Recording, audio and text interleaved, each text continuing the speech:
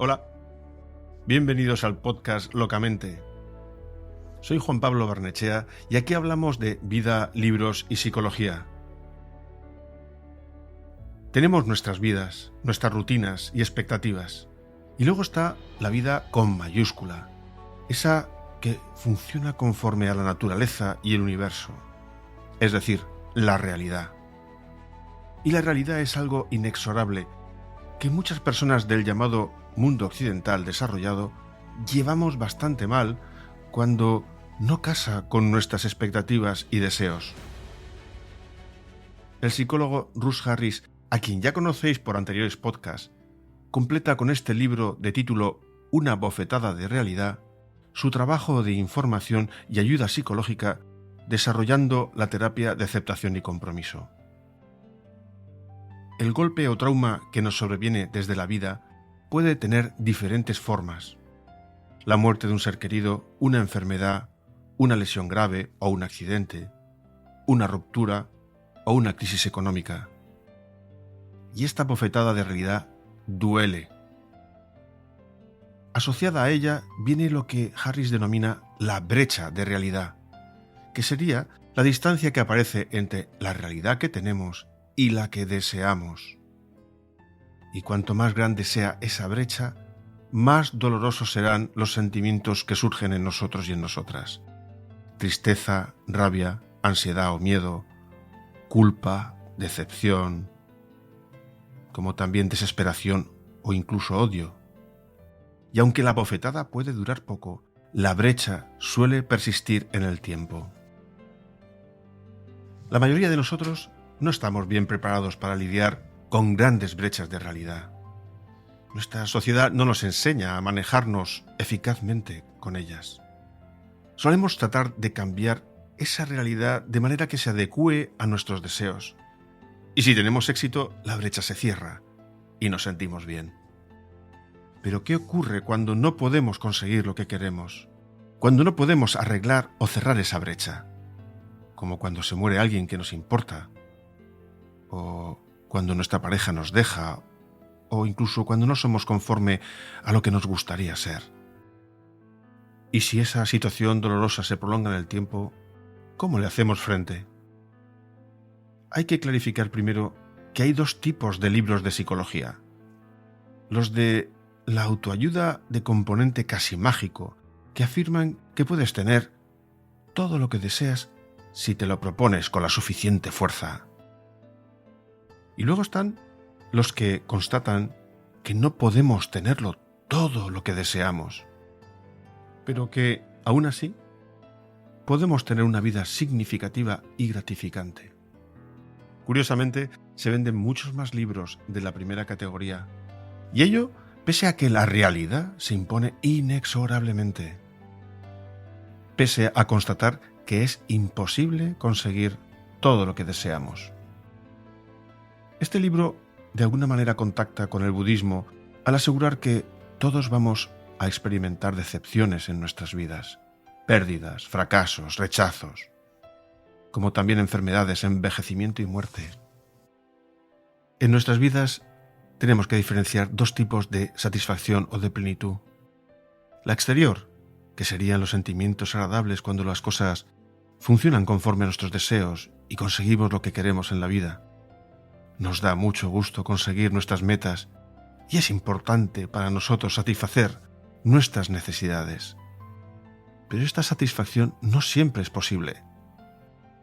Y de otro lado está la satisfacción interior, que sería correspondiente a una sensación de paz, de serenidad y de vitalidad, que se puede experimentar incluso cuando no logramos nuestros objetivos ni metas, o tenemos una vida relativamente dura.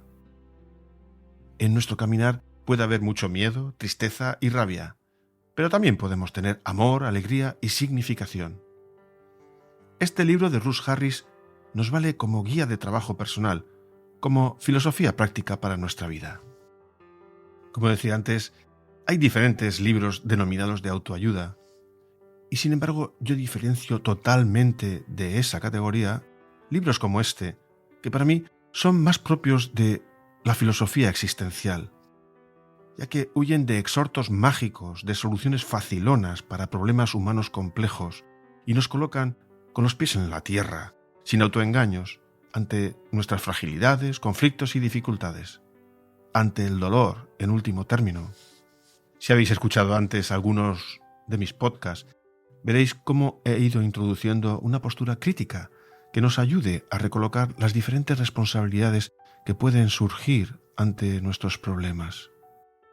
De un lado, habrá que dilucidar cuánto somos nosotros responsables de nuestra situación vital, de nuestro contexto, es decir, el esfuerzo que hacemos para nuestra supervivencia, nuestro trabajo, el ganar dinero para nosotros y nuestro proyecto, sea individual, familiar o social. Y luego está el trabajo que también debemos realizar en nuestro crecimiento interno, nuestra gestión emocional, nuestra clarificación vital respecto a nuestras metas, objetivos y valores, sobre lo que más nos importa en la vida y, especialmente, nuestros actos en coherencia con ellos. En concreto, nos corresponde en primer lugar el cuidado de nuestro cuerpo, la salud, con la alimentación, la actividad física o el descanso. Como también nos corresponde el cuidado de nuestras relaciones sociales. Somos responsables de cómo nos comportamos con los demás, especialmente con quienes decimos que amamos. Y todo esto se corresponde, como digo, con nuestra responsabilidad personal. Y es aquí donde libros como este tienen su utilidad, así como todos los que he reseñado en anteriores podcasts. No son libros de autoayuda, ya que el mero hecho de vivir día a día en este mundo, uno ya se está, por así decirlo, autoayudando, ¿no? Es que es una hipérbole. No podemos estar en la vida sin apoyarnos a nosotros mismos, desde incluso la mera supervivencia. Otra cosa es justo lo contrario, que no usemos nuestros recursos para funcionar lo mejor posible, a nuestro favor, que tengamos una mente crítica o un sistema emocional distorsionado, que lo que hace es aumentar nuestras dificultades y sufrimientos diarios, con nosotros mismos y con nuestras relaciones. Los libros que nos ayudan, y que no son de autoayuda, existen desde hace siglos.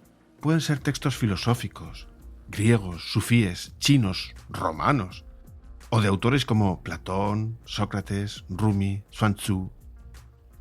Me acuerdo también de Séneca o de Spinoza. Y por supuesto escritos de ficción, de autores como Virgilio, Dante, Homero, Shakespeare. ¿Sigo? Cervantes, Chekhov, Tolstoy. Y en este mismo campo hay que incluir libros sobre psicología, que nos ayuden a entendernos, a clarificarnos y a estimularnos en nuestras vidas. Pero, y aquí quiero que conste un pero muy clarito, no podemos aceptar que todo lo que nos sucede, cómo nos sucede y lo que nos provoca dolor físico y psíquico sea de nuestra exclusiva responsabilidad. Es muy importante que nos demos cuenta cómo la inmensa mayoría de los libros que se ofrecen desde hace 40 años en el ámbito de la autoayuda y la psicología divulgativa escamotean una parte sustancial de las causas de nuestras dificultades, de nuestra infelicidad y del sufrimiento, ya que no analizan el contexto socioeconómico, cultural y social de nuestras vidas, es decir, el entorno en donde vivimos, y más concretamente las condiciones del campo de juego de esas vidas. ¿Alguno de los libros de autoayuda ponen en el punto de mira el sistema capitalista tal y como funciona desde hace 200 años?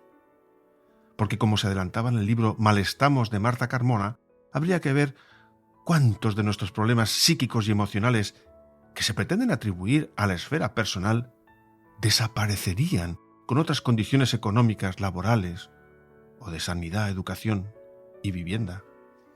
Es decir, no aceptemos contratos sociales leoninos. Nosotros somos responsables de hacer lo que tenemos y podemos hacer. Pero luego el Estado, la sociedad y el sistema económico es responsable de lo suyo. Y voy a insistir un poco en este tema. Si las condiciones son manifiestamente deficientes, las consecuencias psíquicas y emocionales, los problemas mentales y anímicos que surgen en nosotros y en nosotras no son tanto de nuestra responsabilidad como del Estado y del sistema en el que nos movemos, del aire que nos dejan o no respirar. Si ese es el caso de nuestra situación particular, de un lado, lo primero que debemos incorporar a nuestro trabajo personal es la autocompasión. Aquí sí, el autocuidado, porque estamos en la frontera de lo que ya no es de nuestra responsabilidad personal, sino de las influencias externas. Pero resulta parecido a aceptar con estoicismo las inclemencias del tiempo, los desastres naturales, los embates propios de la vida. Pero recordando una gran diferencia. Nosotros no podemos hacer nada ante un terremoto, un huracán, más que tratar de sobrevivir. Pero ante las condiciones presentadas por la propia sociedad, sí podemos hacer. Detrás de un huracán no hay nadie responsable. Detrás de las condiciones laborales y económicas sí lo hay. Podemos clarificar las responsabilidades de cada uno en las situaciones vitales. Si a pesar de nuestros esfuerzos diarios, nuestros trabajos de horarios interminables, no llegamos a fin de mes, si apenas podemos pagar una casa o una alimentación adecuada, ese malestar está totalmente justificado. No es de nuestra responsabilidad directa. No lo creamos nosotros, aunque eso pretendan decirnos quienes están en una situación de privilegio o acomodada, sean políticos o psicólogos y gurús de la autoayuda. No debemos aceptar de primeras adaptarnos psicológica y emocionalmente a situaciones de malestar existencial provocadas por el sistema socioeconómico. Quería establecer claramente esa diferencia en esos dos diferentes ámbitos. Y ahora nos toca ver lo que sí es de nuestra incumbencia, la personal, la que cae dentro de nuestra responsabilidad, de nuestra capacidad de acción. La pregunta ante nuestras dificultades, ante la vida diaria, sería: ¿estoy haciendo lo que tengo que hacer para llevar la vida que quiero? ¿He hecho todo lo que puedo, lo que está en mi mano para vivir conforme a mis valores? No es fácil clarificar las causas de nuestro malestar. En cualquier caso, es ante ese malestar personal y subjetivo en el que este libro nos sirve de guía práctica de esa filosofía existencial que decía al principio. Durante siglos, la mayoría de los seres humanos tenían un problema inmediato y continuo que atender: la propia supervivencia. Procurarse los medios para subsistir, alimentarse, protegerse, para cuidarse uno mismo y sus familias. No parece que tuvieran tiempo de tener, además, muchos problemas psicológicos más allá de los derivados de esa preocupación lógica por sobrevivir. No tenían libros de autoayuda ni terapeutas, y sus brechas de realidad, sus problemas, los ventilaban con resignación, aceptación y también con desesperación. O como mucho los compartían con sus amigos, ¿no? Hoy, en el mundo desarrollado, es posible encontrar libros como este, que ofrecen un análisis de nuestra forma de estar y de sentir en la vida, y que contienen una serie de propuestas a considerar para vivir con sentido y significado, a pesar y acompañados del dolor que implica estar vivos. Estos libros vienen a complementar las carencias básicas de nuestro aprendizaje vital, ya que normalmente no se nos enseña, porque no lo saben nuestros padres, ni los educadores, ni la sociedad en general, a manejarnos con nuestro mundo emocional y relacional. No aprendemos a distinguir aquellos valores que son realmente importantes para nosotros, con los que tener una vida significativa. De hecho, solemos incorporar valores que son irreales o incluso contraproducentes, asociados a una exigencia de que la vida sea de una determinada manera, sin problemas, sin dolores, sin bofetadas de realidad. Con lo cual, como decía antes, la brecha se incrementa, el dolor aumenta. Si te interesa bucear en una forma diferente de estar en la vida, manejándote de la manera más eficaz, con esos inevitables embates de la misma, este libro puede ser muy útil. Puede incluso clarificarte, por si decides y puedes tener acceso a realizar una terapia psicológica en base a los postulados de la terapia de aceptación y compromiso. Y ahora voy a comentar lo que propone y presenta el libro. Ante un grave problema, los humanos podemos adoptar 4 enfoques posibles. El primero sería retirarnos de la situación. Si, por ejemplo, estamos en un matrimonio, en una relación horrible, podemos considerar retirarnos y plantearnos: si me marchara, mi calidad de vida en general ¿sería mejor que si me quedara? Aunque no se puede saber con certeza, sí se puede trazar una predicción razonable. En segundo lugar, puedo elegir quedarme en la situación y cambiar lo que pueda cambiar. Entonces, si decidimos quedarnos en una situación difícil, vamos a hacer todo lo posible por mejorarla. Vamos a tratar de cerrar esa brecha de realidad. Pero tanto si puede ésta ser cerrada o no, de todos modos nos enfrentamos a la necesidad de actuar, dado que mientras respiramos, la vida continúa, ¿no? Entonces, las opciones son o elegir activamente la dirección a tomar, o nos dejamos llevar pasivamente. No es sorprendente que la mayor vitalidad se encuentre en elegir y actuar de acuerdo con nuestros valores más profundos, hacia una dirección significativa para nosotros. No podemos saber si alcanzaremos nuestros objetivos, pero sí podemos pasar a la acción inmediatamente. Y ahí ya experimentaremos una sensación de vitalidad, de abrazar la vida, en lugar de dejar que nos pase de lado. El tercer enfoque complementa el anterior junto a la práctica de la aceptación. Eso implica que, además de elegir quedarnos en la situación problemática, vamos a aceptar todos los sentimientos dolorosos, en lugar de luchar por que se vayan. Así que vamos a hacerles sitio y vamos a abrazarlos. No se pretende que nos gusten. No tienen por qué gustarnos, pero ya que están aquí, son nuestros, los abrazamos. Por otra parte, nos tocará hacer un trabajo de observación y distanciamiento de lo que nos diga nuestra mente, con esos pensamientos críticos y autodestructivos que no nos ayudan. Para ello, sí se ha demostrado muy útil la meditación, el mindfulness, por lo que aprender su práctica sería de un valor inestimable. Porque es que en este punto nos vamos a comprometer con estar presentes y abiertos a lo que es, con mayúsculas, lo que es dentro y fuera de nosotros. Vamos a elegir vivir conforme a nuestros valores y nos aplicamos a participar en la vida activamente, con independencia de los desafíos que nos enfrentemos. Por último, hay una cuarta opción ante una situación problemática y que todos hemos adoptado en algún momento de nuestras vidas. Elegimos quedarnos en la situación tirando la toalla y nos abandonamos. Y además hacemos cosas que empeoran la situación. Nos preocupamos, nos culpamos, rumiamos pensamientos incansablemente o despotricamos y nos quejamos. También podemos evadirnos con alcohol, comida, viendo la televisión o cualquier otra actividad. En esta opción dejamos que la situación problemática consuma nuestra vida. Y aquí, en este proceso, Russ Harris nos recomienda la meditación precisamente como herramienta de trabajo para anclarnos al momento presente, para reconectarnos con nuestro cuerpo y para aprender a relacionarnos de otra manera con nuestras emociones y pensamientos.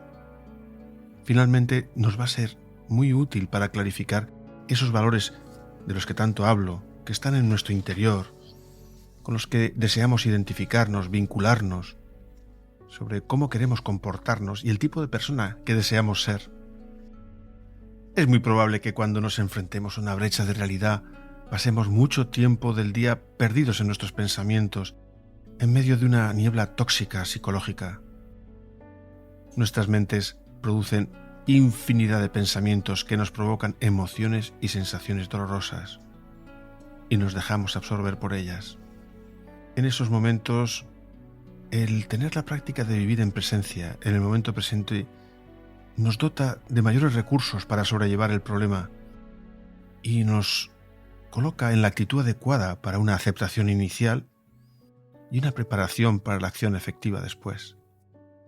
Porque al tener claros nuestros valores, a pesar de la dureza del momento, al reconectar y mantener el contacto con lo que es más importante para nosotros, nos dotamos de ese sentido existencial, de ese propósito que tanto nos vale. De otro modo, cuando nos quedamos enganchados a esos pensamientos difíciles, perdemos todo propósito y la vida se nos vuelve inane, sin sentido, una carga. En la misma línea, para fomentar nuestra resiliencia, esa palabra tan difícil de pronunciar, es esencial que construyamos una buena relación con nosotros mismos. Para conseguir la satisfacción interior debemos darnos compasión y apoyo. Así, nuestro primer trabajo es tratar de convertirnos en nuestros mejores amigos. O lo que es lo mismo, tratarnos como trataríamos a quien más queremos y nos importa, a nuestros hijos, nuestra pareja, nuestros padres, nuestros amigos. Como decía al principio, este libro lo podemos leer como una iniciación o toma profunda de contacto con lo que sería la terapia de aceptación y compromiso. Y es accesible, como todos los libros de Russ Harris. Si no tenemos atascos muy graves, puede servirnos de estímulo para revisar nuestra forma de estar en la vida y decidir y realizar cambios en ella. También podría servirnos para decidir, si tenemos realmente unos problemas serios, si nos convendría acudir a un psicólogo que practique este tipo de terapia. En mi experiencia de hiperterapiado, como confesé al revisar el libro de Joseph Darnés, La burbuja terapéutica, después de conocer diferentes enfoques como la psicología cognitiva conductual, la Gestalt, la humanista e incluso la psicodinámica, puedo opinar con conocimiento de causa que el enfoque de esta corriente, iniciada por el Dr. Stephen Hayes hace ya más de 30 años, es la que me ha cambiado la vida. En muchas ocasiones puede convertirse, dada su pragmatismo, en un tipo de terapia breve, ya que en 2 o 3 meses nos otorga las herramientas necesarias para nuestro autogobierno, incluso prescindiendo de medicamentos como ansiolíticos o ayudas para el insomnio. Hay un capítulo importante en el libro que trata sobre nuestras emociones y las estrategias que adoptamos ante su presencia. Es parte del corazón de este enfoque para mantener una vida significativa, incluso en medio de tormentas dolorosas de bofetadas de realidad. Somos humanos y muy habitualmente nuestras emociones y sentimientos nos abruman, toman el control. Perdemos los estribos, nos dejamos llevar por nuestros miedos y nos invade la tristeza o nos aplasta la culpa. Cuando aparecen, hemos ido empleando a lo largo de nuestra vida diferentes estrategias de control. Es habitual tratar de distraernos de emociones desagradables a través de la comida o introducir sustancias en nuestros cuerpos como alcohol, drogas. Como también es muy normal, recurrir al deporte o a trabajar más o a realizar nuestras aficiones, los juegos. Podemos acudir a internet o a escuchar música.